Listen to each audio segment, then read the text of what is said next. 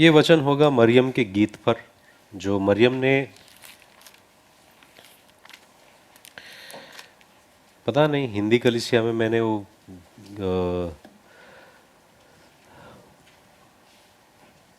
Christmas से पहले हमने क्या जकरिया के गीत पर मनन किया था, और फिर जकरिया के गीत पर हमने मैसेज सुना। क्रिसमस के दिन हमने कौन से गाने पर सुना? सिमियोन, सिमियोन के गाने पर। और आज इसको क्लोज करने के लिए आज मरियम के गाने के ऊपर हम लोग ध्यान देंगे और मनन करेंगे। और ये तीन गाने जो हैं आप पाओगे लूका के सुसमाचार में। और ये तीन गानों को मिलाकर अंग्रेजी में या लैटिन में एक शब्द है जिसे कहा जाता है द कैंटिकल्स, द कैंटिकल्स। और ये तीन गानों को अलग अलग नाम दिया जाता है। एक नाम है, जकरिया का जो गाना है उसे बेनेडिक्टस कहा जाता है, और सिमियोन के गाने को नाम दिया जाता है नुंक डिमिनिटस, और मरियम के गाने को कहा जाता है मैग्निफिकेट। ये तीन नाम दिए जाते हैं। ये तीन गानों में सीखने के लिए बहुत कुछ है, उसमें सीखने के लिए बहुत कुछ है परमेश्वर के बारे में, परमेश्वर कितना महान है, और उन गानों में बहुत सारा थियोलॉजी है। थियोलॉजी मतलब सीखने लायक बहुत सारे बातें हैं। तो आइए हम देखते हैं लूका का सुसमाचार पहला अध्याय।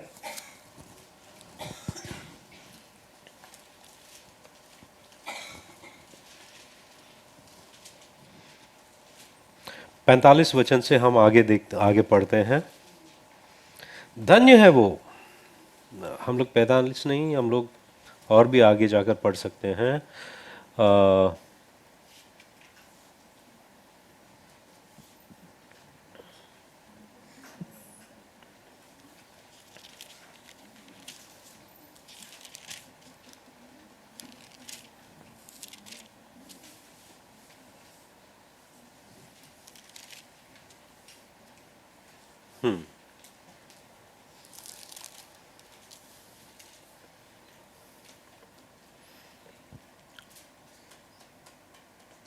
हम 39 से पढ़ेंगे, 39 वचन से।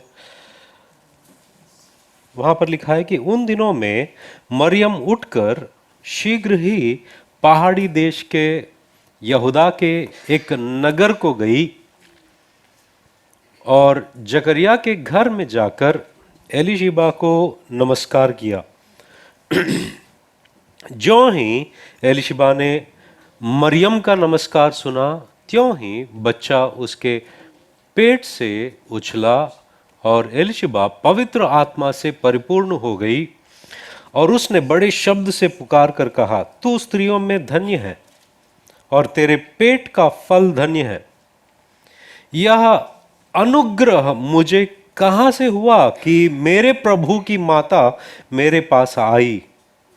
देख, ज्यों ही तेरे नमस्कार का शब्द मेरे कानों में पड़ा, त्यों ही बच्चा मेरे पेट में आनंद से उछल पड़ा।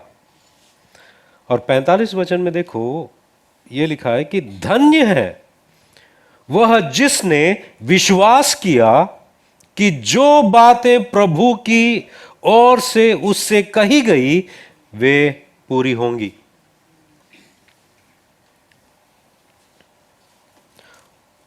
और फिर आगे हम देखते हैं कि तब मरियम ने कहा, मेरा प्राण प्रभु की बढ़ाई करता है, और मेरी आत्मा मेरे उद्धार करने वाले परमेश्वर से आनंदित हुई, क्योंकि उसने अपनी दासी की दीनता पर दृष्टि की है।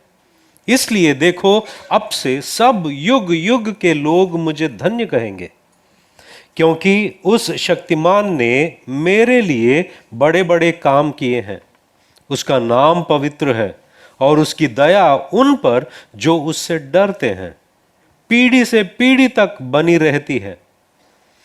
उसने अपना भुजबल दिखाया और जो अपने आप को बड़ा समझते थे उन्हें तितर बितर किया। उसने बलवानों को उनके सिंहासनों से गिरा दिया और दीनों को ऊंचा किया। उसने भूखों को अच्छी वस्तुओं से तृप्त किया और धनवानों को छूछे हाथ निकाल दिया। उसने अपने सेवक इस्राएल को संभाल लिया है कि अपनी उस दया को स्मरण करे जो अब्राहम और उसके वंश पर सदा रहेगी, जैसा उसने हमारे बाप दादों से कहा था। तो इन पूरे वचनों में हम 3 मुद्दों को देखेंगे। देखने जाएं तो बहुत सारे हैं, मगर 3 ऐसे बातों को देखेंगे। पहला मुद्दा हम ये देखेंगे कि धन्य है वो जो परमेश्वर के वचन पर ध्यान देते हैं और विश्वास करते हैं। परमेश्वर के वचन को विश्वास करने से धन्यता मिलती है। मतलब वो लोग धन्य हैं जो परमेश्वर के वचन को विश्वास करते हैं, वचन पर विश्वास करते हैं। यहां पर जब हम वचन 45 में देखते हैं, एलीशबा जो है, मरियम आती है, मरियम से परमेश्वर बात करते हैं और परमेश्वर स्वर्गदूत के जरिए बात करते हैं और बात करने के बाद में वो एलीशबा को मिलने के लिए आती है। एलीशबा से मिलने के बाद में एलीशबा ये कहती है कि धन्य है वह जिसने विश्वास किया कि जो बातें प्रभु की ओर से उससे कही गई वे पूरी होंगी।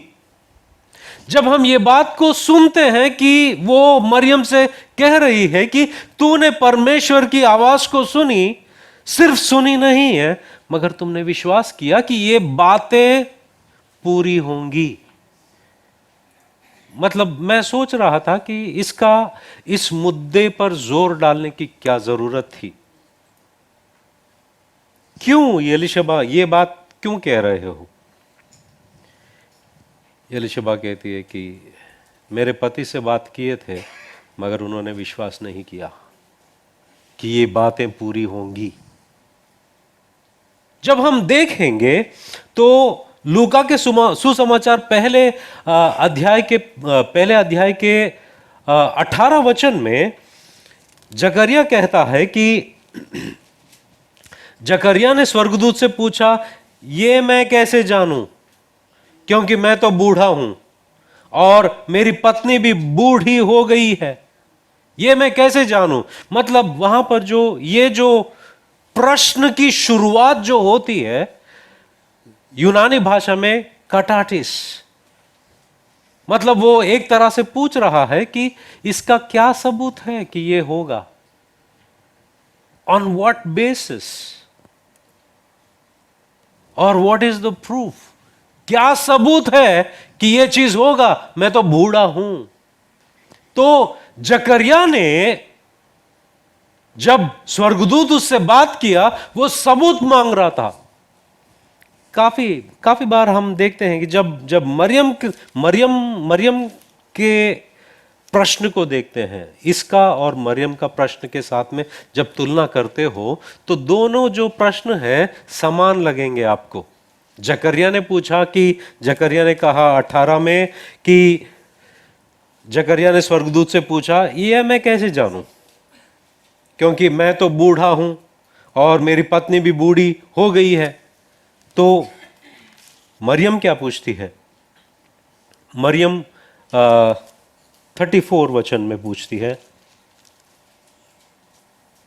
मरियम ने स्वर्गदूत से कहा, यह कैसे होगा? मैं तो पुरुष को जानती नहीं हूं, यह कैसे होगा? इन दोनों के सवालों में फर्क इतना है कि जकरिया ने जब स्वर्गदूत बात किया, इसने विश्वास नहीं किया। इसने कहा कि क्या सबूत है कि यह होने वाला है? वो कह रहा है कि क्या सबूत है। मगर जब मरियम के बारे में देखते हैं कि मरियम ने ये विश्वास कर लिया है कि ये होने वाला है, बस मुझे जानना है कि ये कैसे होगा। मैं शक नहीं कर रही हूं कि ये होगा कि नहीं, मुझे सिर्फ जानना है कि ये कैसे होगा, क्योंकि मैं कोई भी पुरुष को नहीं जानती, किसी के साथ में मेरा कोई संबंध ना था। तो कुंवारी है और लड़की है, इन द सेंस कि वो ज्यादा कुछ जानती नहीं, कुंवारी है, मगर उसने विश्वास किया। तो स्वर्गदूत ने मरियम को किस तरह होगा वो समझाया। जब हम देखते हैं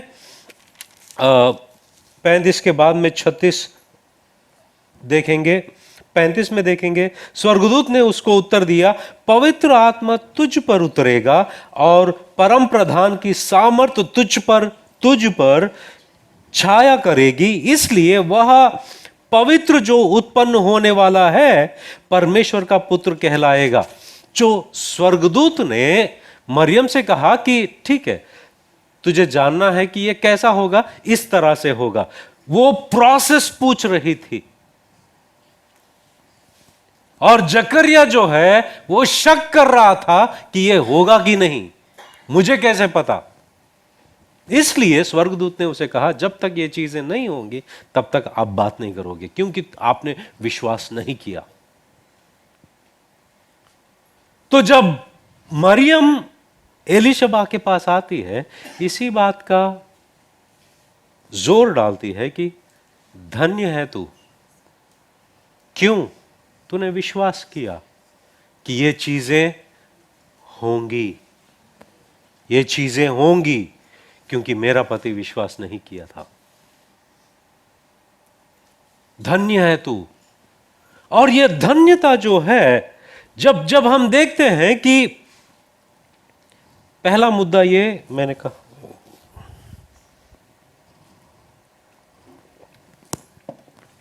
धन्यता जो है वो परमेश्वर के वचन पर विश्वास करने से होता है।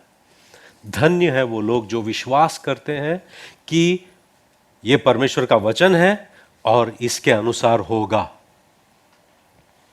काफी बार ऐसा होता है कि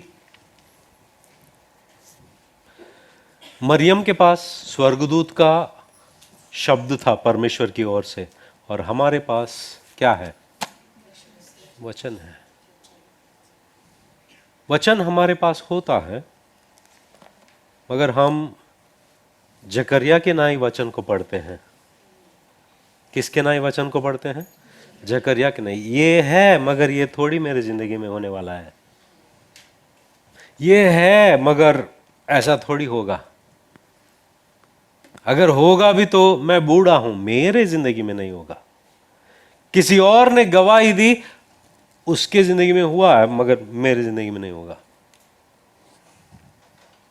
जब परमेश्वर के वचन को आप खोलते हो, परमेश्वर के वचन को पढ़ते हो, धन्य है वो लोग जो विश्वास करते हैं कि ये वचन मेरे जिंदगी में होगा। अक्सर बात यह है कि वचन हम तो सुनते हैं, वचन सुनते हैं, मगर जब वचन को विश्वास करने की बात आती है, वचन पर विश्वास करने की बात आती है, हम पीछे हटते हैं। वचन विश्वास करना क्या होता है? उस विश्वास में क्या क्या बातें आती है? पहली बात, जब परमेश्वर का वचन आता है, समर्पण होना, परमेश्वर के अधीन होना आता है।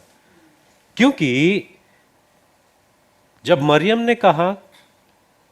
ने जब वचन को सुना, उसने कहा मैं तुम्हारी दासी हूं। क्या कहा उसने? मैं तुम्हारी दासी हूं। 38 पढ़िए, वचन 38 में यह लिखा है कि मरियम ने कहा, देख मैं प्रभु की दासी हूं। जब वो स्वर्गदूत आकर मरियम से यह बात को कहा है, ये दासी हूं कहने की क्या जरूरत थी? उस जमाने में दासी जो होती है, जो बॉन्ड सर्वेंट कहते हैं, या एक्चुअली यहां पर शब्द होना चाहिए था गुलाम। गुलाम वो होता है जैसे कि कोई चीज है, मगर इसमें ये तो चीज है, इसकी खुद की इच्छा नहीं होती है, इसकी खुद की इच्छा नहीं होती है, और इसको जैसे चाहिए वैसे मैं इस्तेमाल कर सकता हूं, ये ना नहीं कह सकता। उस जमाने में ये चीज अब कैसा है, उस जमाने में गुलाम वैसे होते थे। गुलाम वैसे होते हैं, वो कह रहे हैं कि मेरी कोई स्व इच्छा नहीं है, मेरा मालिक जो चाहता है वो मेरे अंदर पूरा होता है। ना कहने के लिए मेरे पास कोई अधिकार नहीं है। अगर परमेश्वर की इच्छा यह है कि यह मेरे जिंदगी में हो, तो मैं तो दासी हूं, ना कहने के लिए मेरे पास कोई वजह नहीं। यह परमेश्वर की इच्छा है, मैं हां कहूंगी। क्या जब हम वचन पढ़ते हैं तो हम उसका विरोध करते हैं कि या उसके अधीन होते हैं? जब हम वचन पढ़ते हैं उसके अधीन होना जरूरी है, क्योंकि विश्वास करना वचन के अधीन होना होता है। विश्वास तो शैतान भी करता है, राइट? शायद आपसे ज्यादा करता है कि परमेश्वर है, मगर अधीन होना सीखना है हमें, क्योंकि विश्वास में अगर अधीन नहीं होना जानते हो तो वो विश्वास नहीं। मगर मरियम जो है, जैसा मैं तो परमेश्वर की दासी हूं, मेरी खुद की स्व इच्छा नहीं, मेरी इच्छा नहीं, उसकी इच्छा हो। हम लोग काफी बार प्रार्थना करते हैं ना, क्या प्रार्थना करते हैं? आप लोगों को याद है, मैंने वो लॉर्ड्स प्रेयर के ऊपर मैंने सीरीज किया था। लॉर्ड्स प्रेयर को हिंदी में क्या कहते हैं? लॉर्ड्स प्रेयर, यीशु मसीह की प्रार्थना के ऊपर। एक्चुअली वो चेलों का प्रार्थना है, मगर यीशु मसीह की प्रार्थना। वहां पर तेरा राज्य आए। एक बात ध्यान रखो, जब तक अपने जिंदगी में आप अगर इस्तीफा नहीं दोगे तो वो आपका राजा नहीं बनेगा। पहले आपके राजगद्दी से आप इस्तीफा दो। Unless you don't resign from your own chair, he won't become your king. जब तक आप अपने ही जिंदगी में सिंहासन पर बैठे रहते हो, वो तुम्हारा राजा कभी नहीं बनेगा। यहां विश्वास में उसने, मरियम ने अपनी गद्दी से हटकर कहा कि मैं दासी हूं, तेरी इच्छा मेरे जिंदगी में पूरी हो। विश्वास में क्या क्या बातें, कौन सी बातें आती है? आज्ञाकारिता, अधीन होना, आज्ञाकारिता। आज्ञाकारिता आसान नहीं है। परमेश्वर के वचन को हां कहना आसान नहीं है, क्योंकि उसकी कीमत चुकानी पड़ती है। परमेश्वर को हां कहने के लिए उसकी कीमत चुकानी पड़ती है। क्योंकि मरियम को क्या कीमत चुकाना पड़ा? वो सोच रही थी कि अगर मैं परमेश्वर को हां कहूं, मुझे मेरी इज्जत की कीमत चुकानी पड़ेगी। समाज क्या कहेगा? समाज क्या कहेगा कि ये तो कुंवारी थी और अब गर्भवती हुई। उसकी कीमत, और क्या कीमत चुकानी पड़ती थी? उनकी शादी, यूसुफ की कीमत चुकानी पड़ती कि वो तो शायद ये बात को समझेगा नहीं समझेगा पता नहीं, क्योंकि वो उस तरफ हम देख रहे हैं, वो तो त्याग देने की सोच रहा था। मगर इस तरफ मरियम इस बात के लिए हां कह रही थी कि मैं तैयार हूं, जो कुछ भी हो जाए मैं तैयार हूं परमेश्वर को हां कहने के लिए। परमेश्वर को हां कहना जो है, उसकी कीमत चुकानी पड़ती है। बीज बोने वाले का दृष्टांत कितने लोग जानते हैं? उसमें एक मुद्दा है जहां पर हम जाते हैं, मत्ती का सुसमाचार 13 अध्याय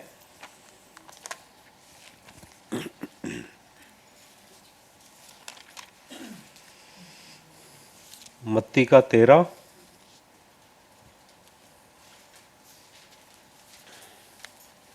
18 वचन से जब हम पढ़ते हैं, वहां पर देखो, अब तुम बोने वाले के दृष्टांत का अर्थ सुनो। जो कोई राज्य का वचन सुनकर नहीं समझता, उसके मन में जो कुछ बोया गया था उसे वह दुष्ट आकर छीन ले जाता है। यह वही है जो मार्ग के किनारे बोया गया था। मगर दूसरा वाला देखो 20वां वचन में, और जो पथरीली भूमि पर बोया गया, यह वह है जो वचन सुनकर तुरंत आनंद के साथ मान लेता है, पर अपने में जड़ ना रखने के कारण वह थोड़े ही दिन का है, और जब वचन के कारण, किसके कारण, किसके कारण, वचन के कारण क्लेश कैसे आता है, तो समझा। परमेश्वर को हां कहने की कीमत होती है। परमेश्वर को हां कहने की कीमत होती है। वो कीमत सब लोग अदा नहीं कर सकते, मगर जो कोई करता है वो धन्य है। जो कोई परमेश्वर को हां कहता है, जब से सुबह से लेकर शाम तक, जब सुबह उठते हो, जंग शुरू होती है। या तो आप अपने शरीर को हां कहोगे, या तो परमेश्वर को हां कहोगे। या तो आप संसार को हां कहोगे, या तो परमेश्वर को हां कहोगे। या तो आप शैतान को हां करोगे, या परमेश्वर को हां करोगे। क्योंकि हर चीज की कीमत होती है।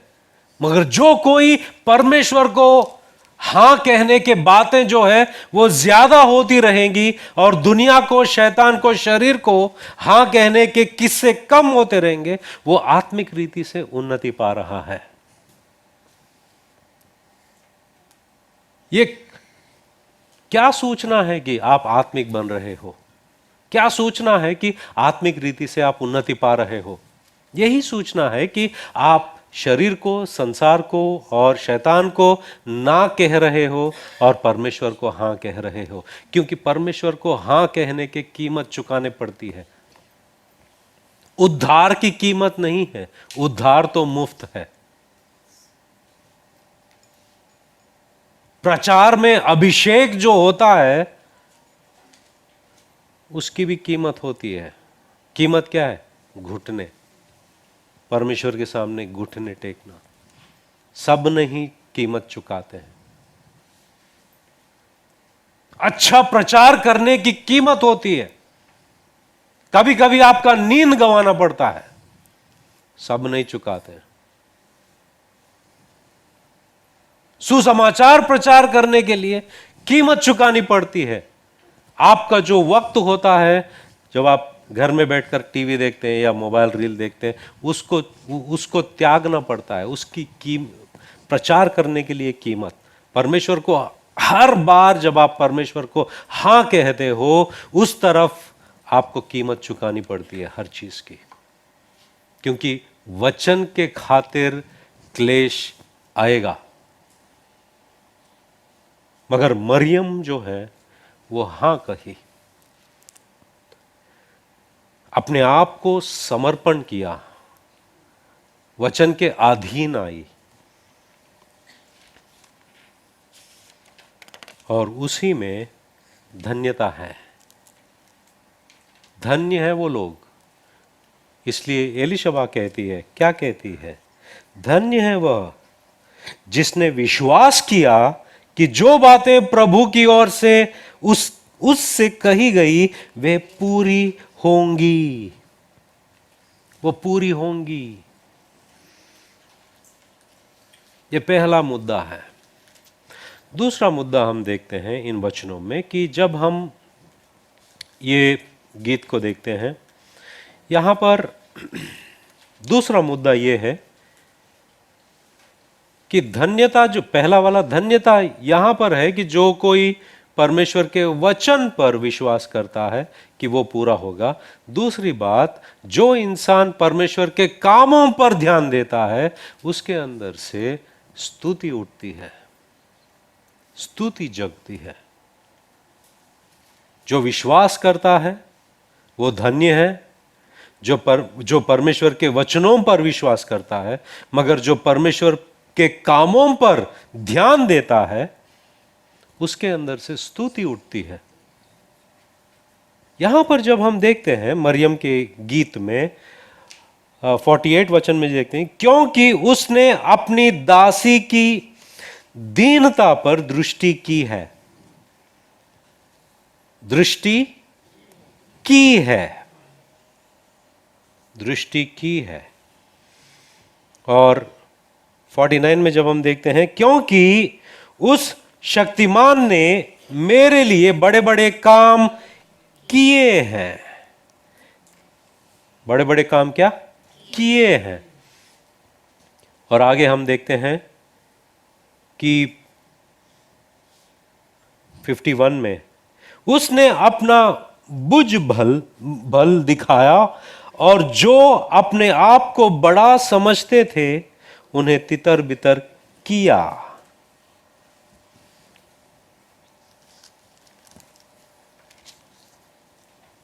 और आगे, उसने बलवानों को उनके सिंहासनों से गिरा दिया और दीनों को ऊंचा किया।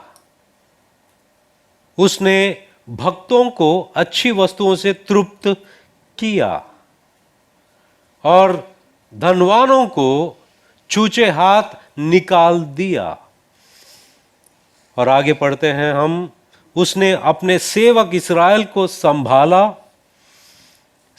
संभाल लिया कि अपनी उस दया को स्मरण करें जो अब्राहम और उसके वंश पर सदा रहेगी, जैसा उसने हमारे बाप दादों के साथ कहा था। इन सारे बातों में जब हम मरियम को देखते हैं, जो कुछ भी परमेश्वर ने किया है उसके ऊपर ध्यान देते हुए उसके भीतरी मनुष्यत्व से, उसके भीतर से स्तुति और आराधना निकली है। यह दूसरा मुद्दा है। हम देखते हैं परमेश्वर के वचन पर ध्यान देना, परमेश्वर के वचन पर विश्वास करना, वो धन्यता को उत्पन्न करता है। परमेश्वर के कामों पर ध्यान देने से वो तुम्हारे भीतर से आराधना को उत्पन्न करता है। और इसने, परमेश्वर ने जो जो किया है उन बातों पर गौर करते हुए परमेश्वर की स्तुति और आराधना करने लगी। जब हम इस बात को देखते हैं कि उसने क्योंकि उसने अपनी दासी की दीनता पर दृष्टि की है। कितने लोगों को ये कहानी पता है? सिंड्रेला। सिंड्रेला कहानी पता है? सिंड्रेला जो है वो एक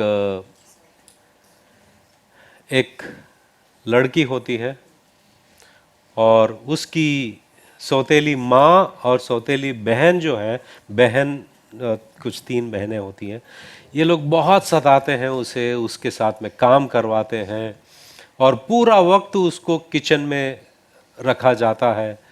और हाँ, क्या क्या अरे बोलो।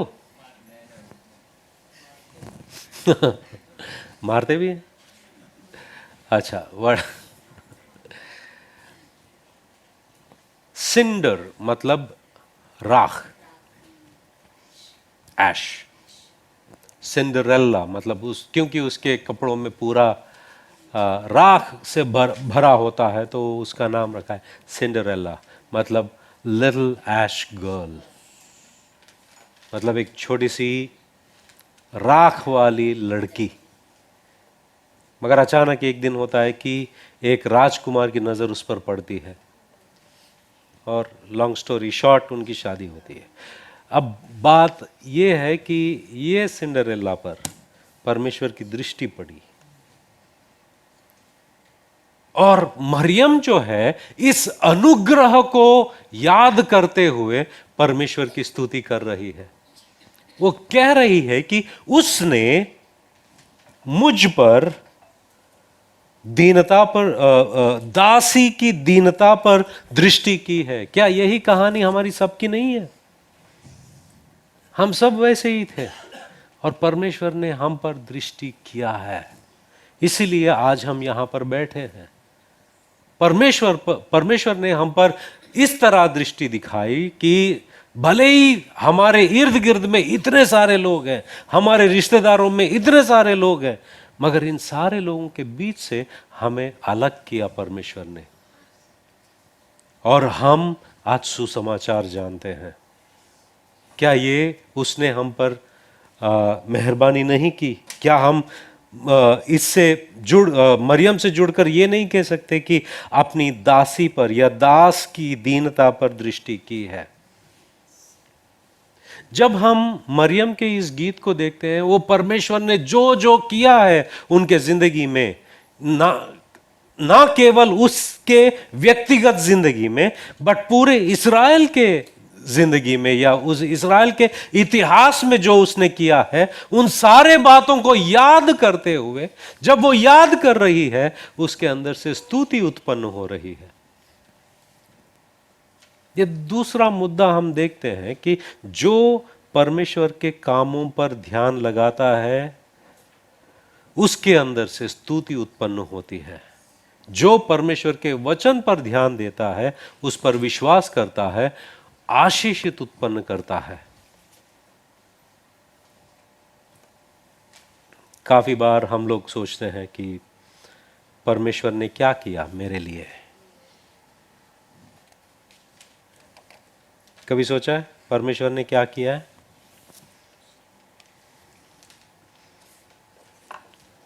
मैं बताता हूं थोड़े।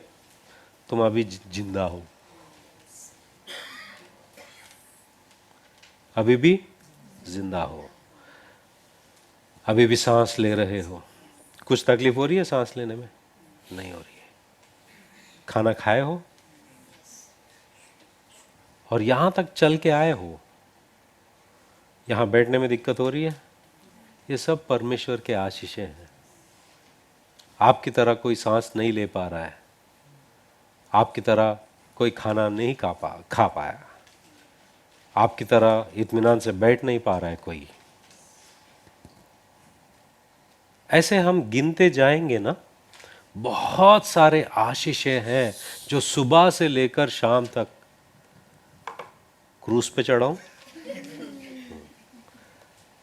सुबह से लेकर शाम तक परमेश्वर के इतने सारे अनगिनत आशीषें हैं जो हम इतना नजरअंदाज करते हैं।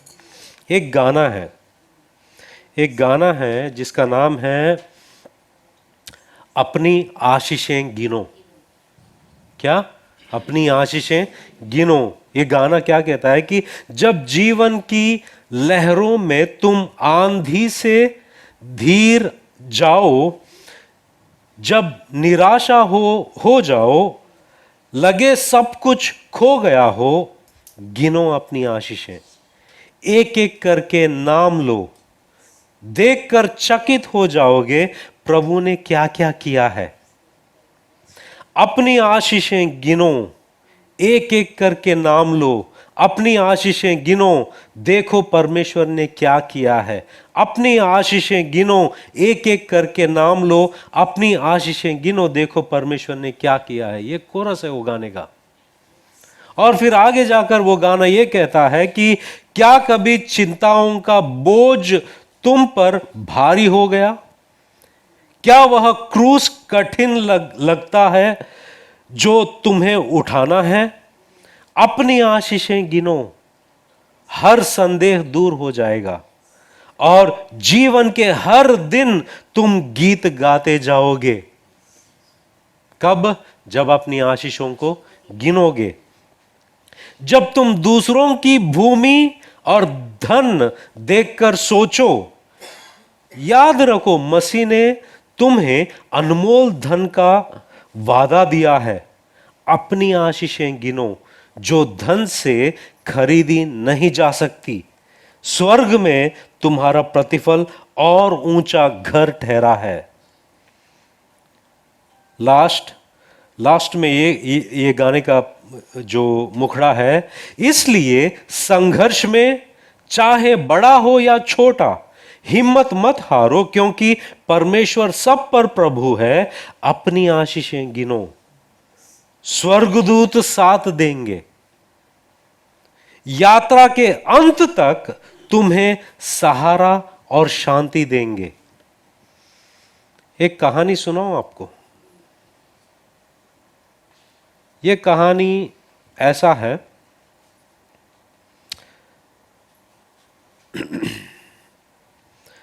पास्टर जैक हिंटन, ये पासबान जो है, टोबैगो नाम का एक द्वीप है। उस द्वीप में एक ऐसी गली है जहां पर सब कोड़े जो हैं वो वहां पर बसते हैं। वहां पर पास्टर जैक जो है आराधना चला रहे थे, और उनके पास वचन के लिए और थोड़ा वक्त था, तो एक गाने के लिए चांस था। तो उन्होंने उनसे पूछा कि क्या आप चाहते हो कि कोई गाना गाएं? कोई ऐसा गाना है जो आप चाहते हो कि मैं गाऊं? तो वहां पर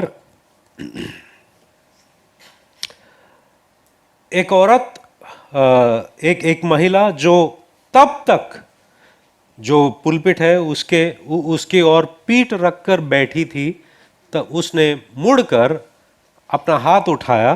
तो जैक जो है, पास्टर जैक जो है वो ये कहते हैं कि मैंने अब तक का सबसे भयानक चेहरा देखा। वो महिला का चेहरा इतना भयानक था। उस महिला की नाक और कान पूरी तरह गायब हो गई। मतलब जब कोड़े होते हैं वो खा जाता है, अंदर से हड्डियों को खा देता है, मांस को खा लेता है। तो चेहरा जो है वो बहुत ही मतलब देखा नहीं जा सकता है। तो वो कहता है कि मैंने अब तक का सबसे भयानक चेहरा देखा। उस महिला की नाक और कान पूरी तरह गायब थे। उसके होठों का ज्यादातर हिस्सा गल चुका था। उसने बिना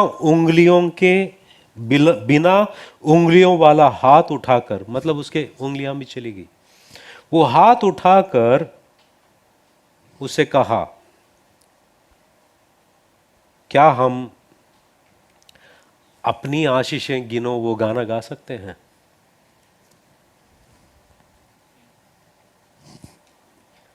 क्या हम वो गाना गा सकते हैं, अपनी आशीषें गिनो?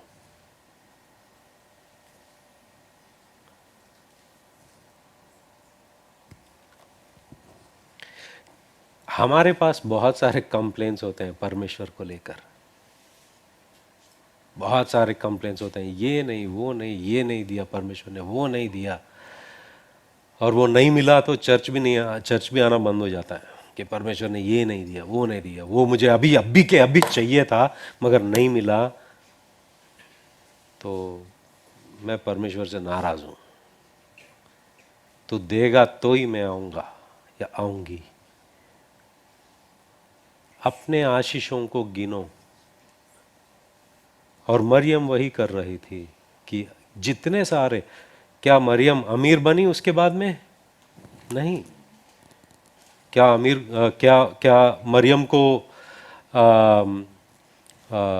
ऐश और आराम मिला परमेश्वर को हाँ कहने के बाद में? नहीं। वो एक जगह से एक जगह भाग रहे थे।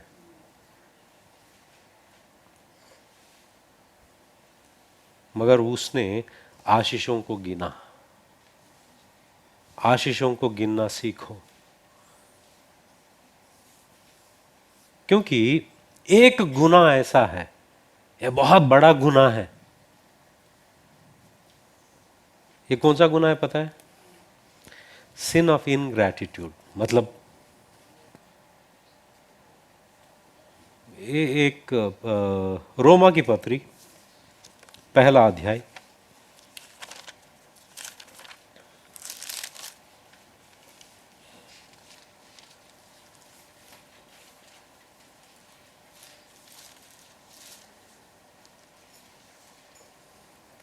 21वां वचन में जब हम देखते हैं कि इस कारण कि परमेश्वर को जानने पर भी उन्होंने परमेश्वर के योग्य बढ़ाई और धन्यवाद न किया, परंतु व्यर्थ विचार करने लगे, यहां तक कि उनका निर्बुद्धि मन अंधेरा हो गया। यहां पर देखो, परमेश्वर को जानने पर भी उन्होंने परमेश्वर के योग्य बढ़ाई और धन्यवाद ना किया। परमेश्वर को धन्यवाद न कहना वो गुनाह है। किस किस चीज के लिए आपने धन्यवाद किया आज? देखो, गिनो। जो इंसान परमेश्वर के कामों पर मन लगाता है, परमेश्वर के कामों पर ध्यान लगाता है, उसके दिल से स्तुति उठती है। उस स्तुति में सामर्थ्य होता है, उस आराधना में सामर्थ्य होता है, क्योंकि वो दिल से गाता है। काफी बार हम चर्च में आते हैं, गाना हम गाते हैं क्योंकि हम जानते हैं, उसकी बोल हम जानते हैं, इसलिए हम गाते हैं। मगर वो जो शब्द है, जो अल्फाज है वहां पर लिखी गई है, क्या तुम्हारी जिंदगी से उठती है? आराधना तुम्हारे भीतर से आनी चाहिए। जब आप परमेश्वर के कामों पर मन लगाते हो और देखते हो कि परमेश्वर ने क्या क्या किया है, तुम्हारे अंदर से स्तुति आएगी। यही बात हम मरियम की जिंदगी में देखते हैं। और तीसरा मुद्दा हम ये देखते हैं, मरियम ये कहती है, लूका का सुसमाचार पहला अध्याय में,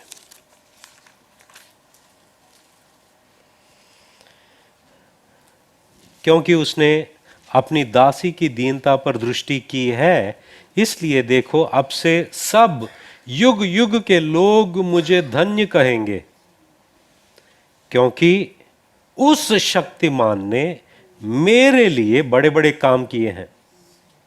उसका नाम पवित्र है और उसकी दया। अब 50वें वचन में देखते हैं कि हां, परमेश्वर ने तो मेरे व्यक्तिगत जिंदगी में बहुत कुछ किया है, मगर अगला जो वचन मरियम कहती है वो सबके लिए लागू होता है। वो ये कहती है 50 में, और उसकी दया उन पर जो उससे डरते हैं पीढ़ी से पीढ़ी तक बनी रहती है। मतलब उसकी दया मेरे से खत्म नहीं हुई है। उसने मुझ पर दया दिखाया है, उसने मुझ पर अनुग्रह दिखाया है, मगर ये अनुग्रह और ये दया मुझ तक ही नहीं और वहीं पर नहीं रुकती। इसका कोई काल नहीं जहां पर अंत होता है, मगर ये, इससे कोई फर्क नहीं पड़ता है कि आप पुराने नियम में हो, नए नियम में हो, पीढ़ी से पीढ़ी जो कोई परमेश्वर से भय रखता है उस पर वो दया करता है। तीसरा मुद्दा यह है कि जो कोई परमेश्वर से डरता है, परमेश्वर के सामने नम्र बनता है, परमेश्वर उसे उठाता है। ये तीसरा मुद्दा हम देखते हैं, क्योंकि वो कहती है, वचन ये कहता है कि और उसकी दया उन पर जो उससे डरते हैं पीढ़ी से पीढ़ी तक बनी रहती है। उसने अपना भुजबल दिखाया और जो अपने आप को बड़ा समझते थे उन्हें तितर बितर किया। कितने सारे लोगों की उदाहरण दे सकते हैं हम, उत्पत्ति से लेकर प्रकाशित वाक्य तक, इवन नए नियम में हेरोद तक। जो कोई अपने आप को उठाया है, परमेश्वर ने उसको नीचे लेके आया। मगर जो कोई परमेश्वर के सामने नम्र बनता है, परमेश्वर उसे उठाता है। तीसरा मुद्दा यह है कि जो कोई परमेश्वर के सामने झुकता है, परमेश्वर उसे उठाता है। यह बात हम यहां पर देखते हैं, क्योंकि वो कहती है, वचन कहता है कि उसने बलवानों को उनके सिंहासनों से गिरा दिया और दीनों को ऊंचा किया। उसने भूखों को अच्छी वस्तुओं से तृप्त किया और धनवानों को चूचे हाथ निकाल दिया। यहां पर इन बातों का हम देखते हैं, जैसे हम परमेश्वर के सामने नम्र बनते हैं, परमेश्वर को डरते हैं, परमेश्वर पर भरोसा रखते हैं, वो हमेशा उठाता है, हमेशा उठाता है। यशायाह नबी की किताब में, यशायाह का 66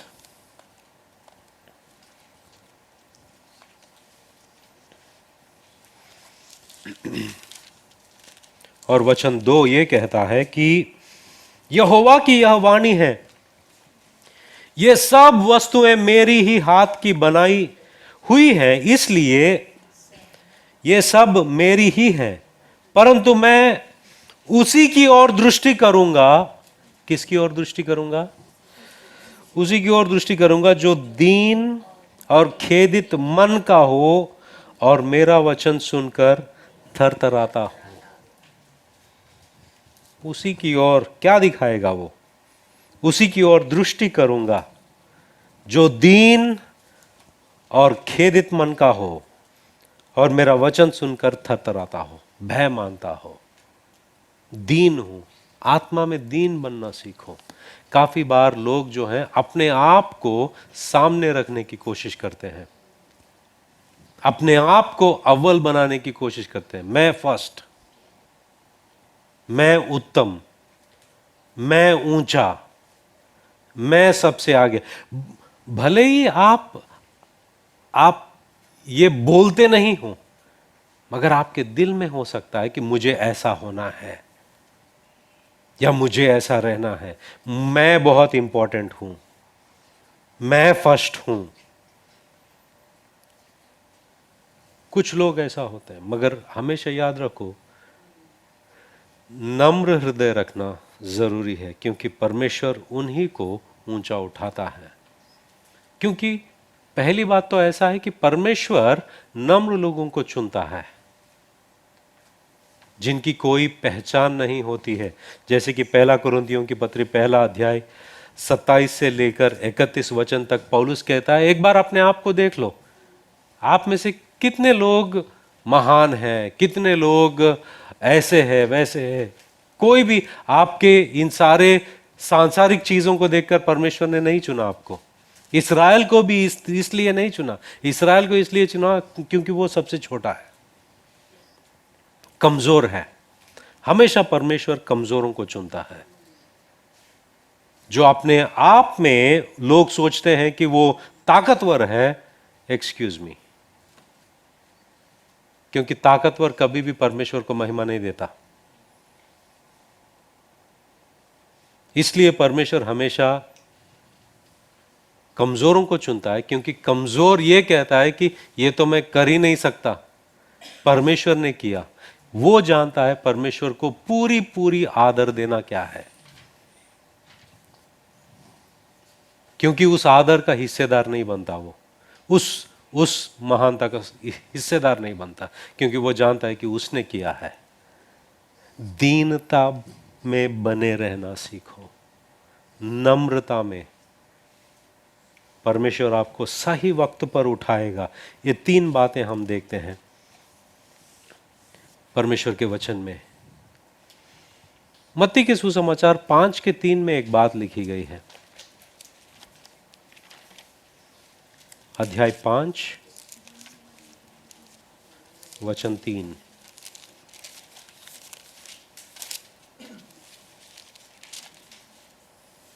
यहां पर यह लिखा है कि धन्य है वे जो मन के दीन हैं, क्योंकि स्वर्ग का राज्य उन्हीं का है। काफी बार इस पर मैंने ध्यान दिया। मन में दीन होना क्या है? मन में दीन होना क्या है? जब इसके बारे में सोच रहा था, परमेश्वर ने कहा, उसके आगे क्या लिखा है? क्योंकि स्वर्ग का राज्य उसी का है। मतलब वो कह रहा है कि जब तेरे मन में दीन बनेगा, दीन वो इंसान है जो हर चीज के लिए परमेश्वर की ओर मुड़ता है। हर चीज के लिए परमेश्वर पर भरोसा करता है, जैसे कि उसका कोई और चारा नहीं है, सिर्फ परमेश्वर ही उसका चारा है। ये ऐसा इंसान है, जो ऐसा दीन इंसान है, जो हर चीज के लिए वो परमेश्वर ही एकमात्र चारा है उसके लिए। तो परमेश्वर कहता है, अगर तू दीन है, मैं तेरा राजा हूं। अगर तू दीन है, मैं तेरा राजा हूं। ये सब राज्य तेरा ही है। मन के दीन बनना सीखो, परमेश्वर आपको उठाएगा।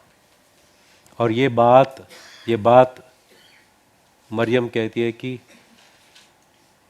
मुझ जैसी दासी पर उसने दृष्टि की।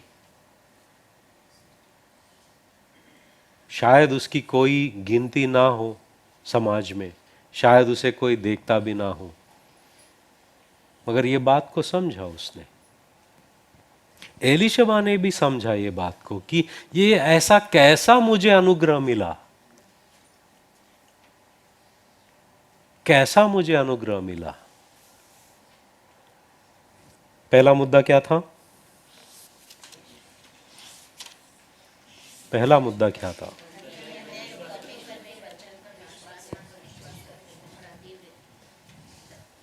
दूसरा मुद्दा क्या था? जो इंसान परमेश्वर के कामों पर ध्यान देता है, उसके अंदर से स्तुति उत्पन्न होती है। परमेश्वर के काम मतलब हर एक चीज वो सुबह से लेकर शाम तक करता है। अपने आशीषों को गिनो। तीसरा मुद्दा क्या है? परमेश्वर उसे उठाता है। आइए हम प्रार्थना करते हैं।